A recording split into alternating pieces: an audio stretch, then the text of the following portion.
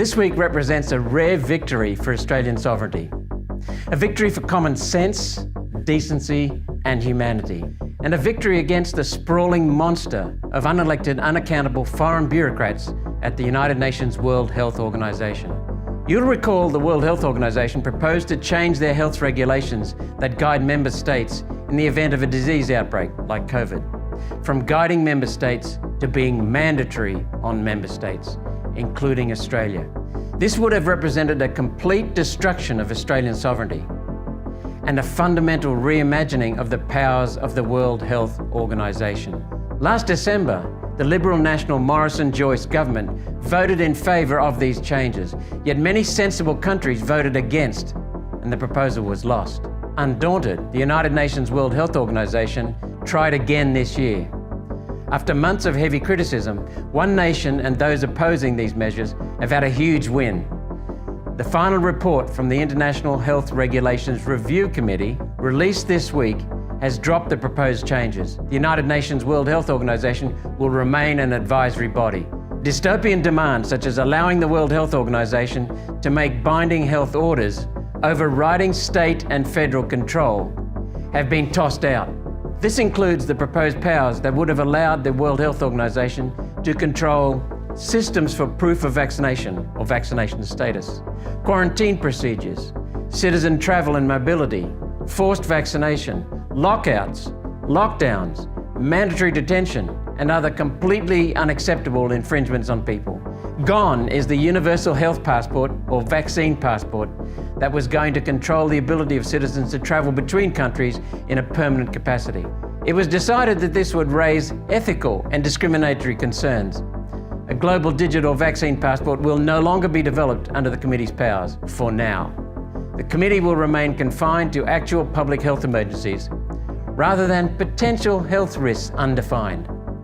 Removing the widely held fear that their scope could be extended to climate lockdowns and other human rights abuses, which would have been possible because the United Nations World Health Organization had proposed to remove human rights completely from the regulations. After a backlash, the committee now strongly recommends the retention of the existing text, which is, quote, full respect for the dignity, human rights and fundamental freedoms of persons as an overarching principle.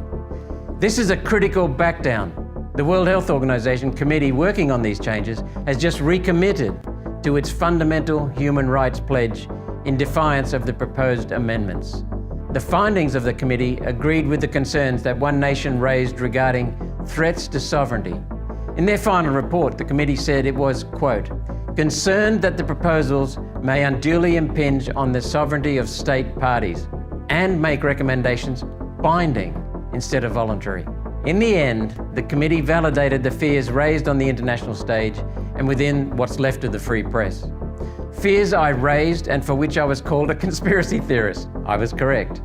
Their decision to throw out this attempt to grab power from sovereign governments is a crucial first step in stopping unelected global bureaucracies from overstepping their purpose. Pauline Hanson first raised the United Nations treasonous work in Parliament in 1996, 27 years ago. In my first Senate speech in 2016, I called for Australia to exit the United Nations, Auxexit. We've been so strongly outspoken against ceding Australian sovereignty to the unhinged United Nations World Economic Forum alliance that the World Economic Forum recently specifically called us out. We're getting under their skin. This fight is not over.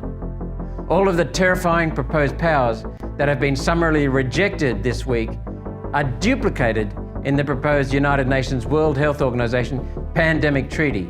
The Pandemic Treaty is a second attempt to turn World Health Organization into the World Health Police. The Pandemic Treaty is alive and well, sitting in the system, waiting for our so-called leaders to sign. If the Pandemic Treaty were to be approved, it would enforce all of the binding health powers that others in World Health Organization have just rejected. What a mess. The United Nations World Health Organization is too big, too bureaucratic, too removed from the people it's supposed to help. It's corrupt, incompetent, dishonest, and above all else, too close to the big pharmaceutical industry.